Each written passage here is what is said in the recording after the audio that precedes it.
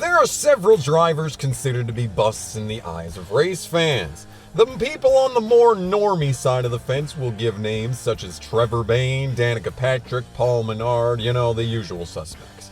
But on the other side of the fence are the fans of a more eagle-eyed variety, the kind of fans that take a look past the Cup Series into the lower leagues of NASCAR, where they find many drivers far easier to criticize. The year 2004 was a strange one for the NASCAR Busch Series. Two drivers separated themselves from not only the rest of the rookie pack, but from double-dipping Cup drivers. One of those two drivers would go on to take the Cup Series by storm, racking up several wins over his impressive career, and the other driver was Kyle Busch.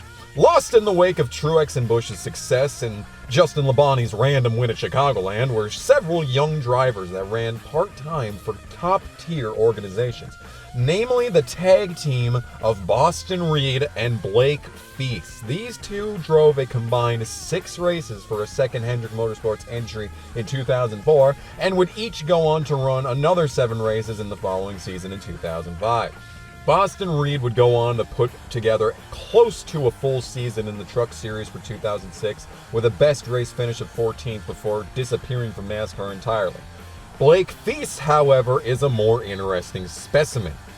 In 2004, Blake Feese won, that's right, won 2 races in 4 ARCA REMAX Series starts. Boston Reed ran 3 races in ARCA that season, but only managed 1 top 5. In comparison, it seemed as though Feese had the better shot of leading Hendrick Motorsports in a Busch Series success. The only problem is that neither Feese or Reed ever managed to finish any race better than 17th while running a Rick Hendrick Busch car. The experiment was quickly scrapped, and both Reed and Feese faded entirely from the sport, never to be seen again. Until Blake Feese returned to NASCAR out of nowhere in 2011. Now in 2011, Steve Turner's team was in not too good shape. Turner had just bought out Braun Racing in the Nationwide Series the year before, and in turn had expanded his racing efforts from 2 trucks in 2010 to 3 trucks in 2011, as well as 4 full-time Nationwide Series entries. The team naturally was having some growing pains as all 7 entries struggled for the majority of the season, apart from James Buescher, who led the 31 Truck Series team to a 3rd place in the season standings despite failing to qualify for the Spring Phoenix race. Buescher's success was largely an outlier for Turner's team, as the next best performing driver was Ricky Carmichael, and we all know how his Truck Series career looked. Seriously, Turner Motorsports' transformation from 2011 to 2012 looked like a meth addict in reverse.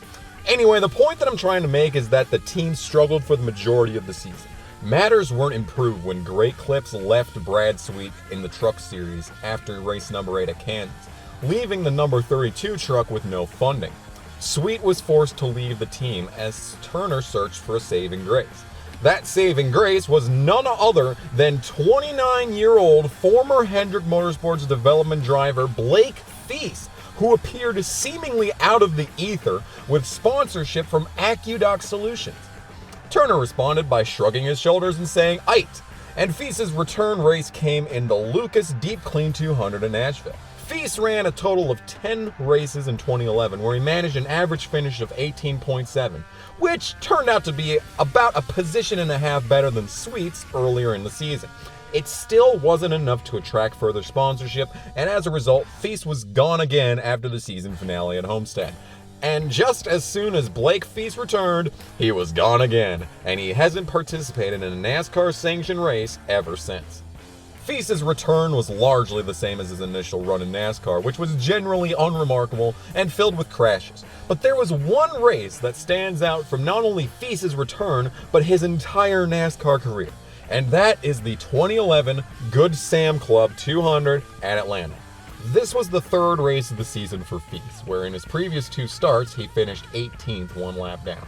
Qualifying was not a strong suit for Feese in his return, as he put the AccuDoc Solution number 32 Chevy into the 27th starting position. Interestingly enough, this race would be the one and only race that his teammate Ricky Carmichael would score the pole position in his entire NASCAR career. Carmichael would eventually leave NASCAR entirely after the 2011 season with a best career finish of 4th. Ricky Carmichael brought the Monster Energy number 4 to the line to begin the 2011 Good Sam Club 200.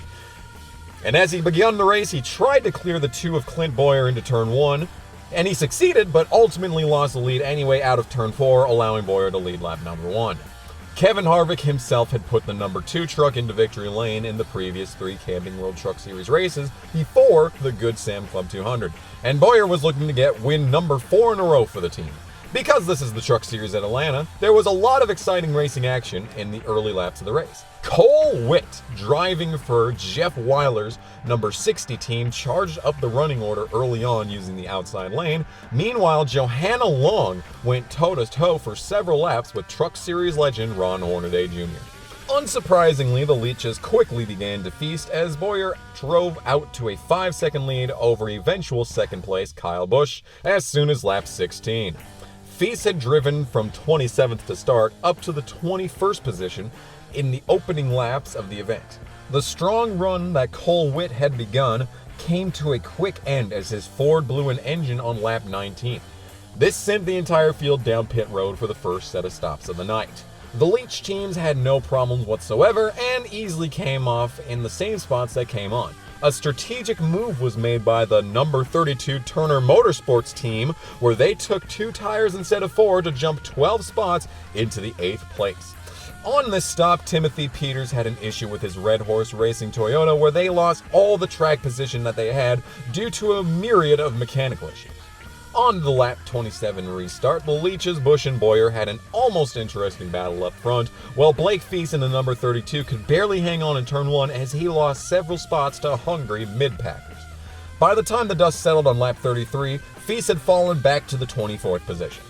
Feese was saved from any major issues on lap 37 when Johanna Long spun the number 78 of BJ McLeod. This sent both drivers behind the wall for the remainder of the race, where they would finish 30th and 31st. Johanna Long did not compete in any Truck Series races after 2011, whereas BJ McLeod has become a staple of NASCAR, where he runs for backmarker teams to this day. Under this caution, Clint Bowyer slowed down and faked an entry to pit road. However, unlike at Richmond in 2013, he did too good a job of faking, as Kyle Busch got around him on the outside. Busch was in turn given control of the upcoming restart. There's also an interesting comment by Michael Waltrip under this caution that severely dates the broadcast. And did you know that cone has a Twitter account now? I don't know what the heck it's going to be pretty happy, right? Yeah, it's the orange cone. It's follow the orange cone, I guess. Orange cone, I believe, on Twitter. Feese lined up for the lap 43 restart in the 24th position as Kyle Busch brought the field into turn 1. Doug George called for 4 tires on the number 32, which allowed Feese to begin making up spots after the green flag flew. During the early parts of this run, Bowyer and Busch had another almost interesting fight for the lead, as the rest of the field fought for the scraps behind them. Another Leach in this race was Ryan Newman, who was running a 4th Turner Motorsports entry for some reason, driving a strange number in the 08. As of the recording of this video, Ryan Newman has 7 career Truck Series starts, and the 5th place finish he brought home in the 2011 Good Sam Club 200 would have been the worst of his Truck Series career if it had not been for a 30th place run in the 2018 Eldora Dirt Derby. The Speed Channel broadcasting team were finally forced to talk about someone not named Busch or Bowyer on lap 52 when the points leader, Johnny Sauter, got into the wall and was forced to bring his Thorsport number 13 to pit lane under green. Sauter took right side tires and rejoined the track 1 lap down in 29. Busch and Bowyer continued to come excruciatingly close to doing something interesting out front for the remainder of the run as the broadcast went to commercial. When the cameras came back on, Johnny Sauter was back down pit road with issues and the caution was out. Johnny spent the rest of the race fighting to keep his truck alive and would finish the race 21 laps down in 29, losing the points lead to James Buescher. This caution brought everyone back down pit road. Leeches filled the 3 camera spots to the left, and Ricky Carmichael nearly ran over his front tire carrier, exiting the pit lane. A great stop by the number 32 team allowed Feese to come out in 14th. On the restart, 3 trucks that had drivers with a combined 47 Cup wins drove off effortlessly. Feese struggled on the launch, but still managed to be within the main camera's wide shot for several laps after the restart. Feese fought tooth and nail with the mid-packers as he tried to keep up with his teammates Buescher and Carmichael. The race had appeared to take a good turn for Feese, but this would all change on lap 71 when crossing the start-finish line, Feese got into the left rear of the number 15 of Josh Richards, nearly sending both trucks into the fence. Richards had a very commendable save, but Feese was left smoking and heavily damaged. The truck began to come apart as Feese made his way onto pit road. NASCAR determined there was too much debris on the track, which brought out caution number 4 of the race. Repairs continued on the Aqueduct Solutions Chevy as the broadcast came back from commercials, and eventually Blake Feese rejoined the track in 28th place, 1 lap down. The restart came on lap 75, and the Cup drivers continued to make things just borderline interesting. The caution was back out quick though as the 17 of Timothy Peters went around due to a flat tire. Further investigation saw that a battery had fallen out of his truck on pit lane just to add on to the issues the team had earlier in the race. Peters had earned his 3rd career Truck Series win a few weeks prior to IRP and would remain a fixture of the Camping World Truck Series roster for years to come, as he still makes the occasional race to this day. The caution came out at the perfect moment for Blake Feese as he got the free pass under this caution by getting around the 66 of Chris Cochran. Aaron's lucky dog goes to the 32 of Blake Feese. We saw him have problems earlier. He'll get a lap back thanks to Aaron's. That puts Blake back on the lead lap. Good break for him. The Larry McReynolds trademark strategy book was wide open on this incident as the fuel window to the end of the race had barely opened up. Ron Hornaday brought his 33 truck down to pit lane to top off, and he led himself and Blake Feese off the pit lane. Hornaday had a lot of confidence that he could make it to the end of the race without another pit stop. And Phil, I just ran down to the 81 pits, asked Jason Miller, the crew chief, can you make it? He said, we can make it from here. He said, I can't believe more people didn't pit. We're going to try to go to the end. This thing stays green. This could get really interesting. The restart came with 49 laps to go as the Cup drivers continued to, yeah, you get it. Josh Richards made contact in the middle of the pack, causing several drivers to get major damage behind him on the restart. Feese avoided the carnage, gaining a ton of track position.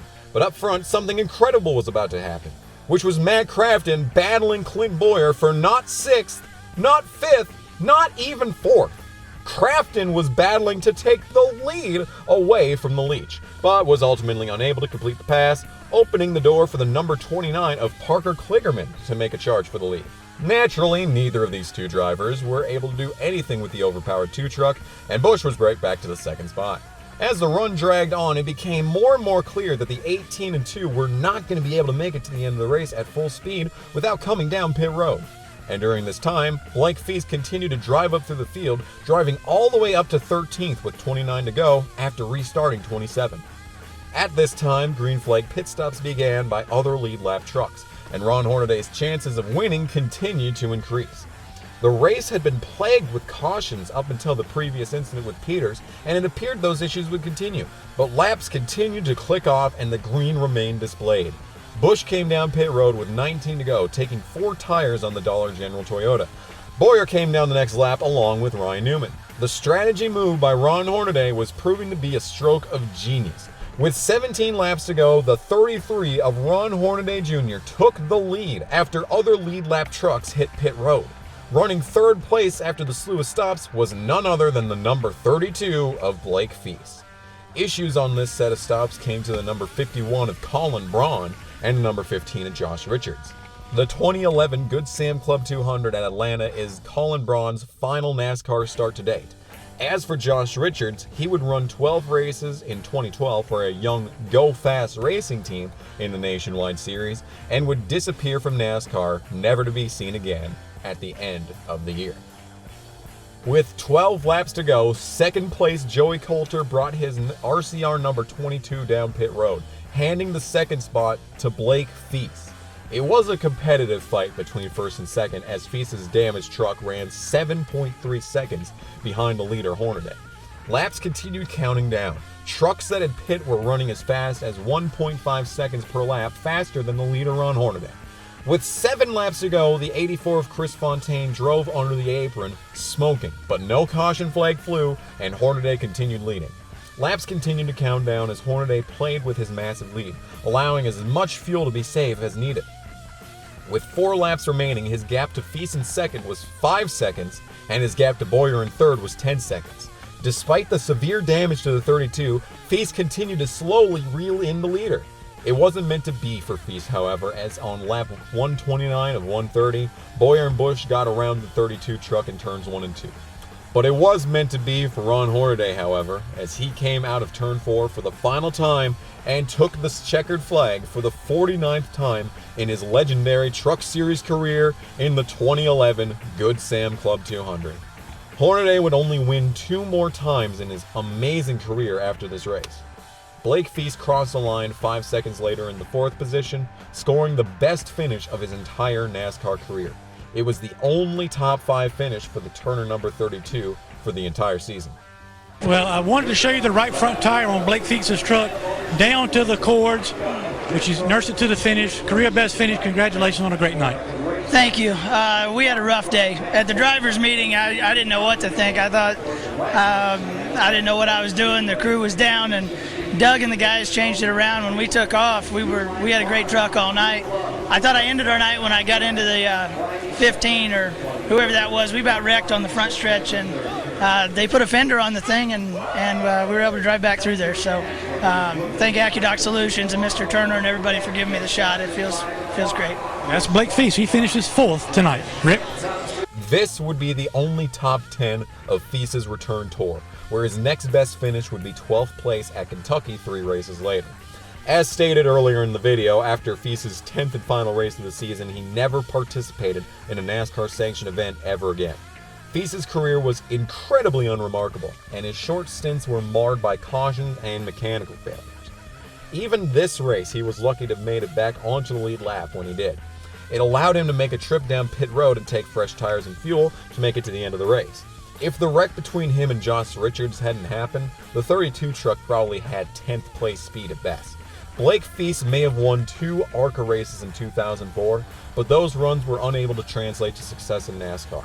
But those 2 ARCA wins can't be taken away from him, much like his 4th place run in the 2011 Good Sam Club 200.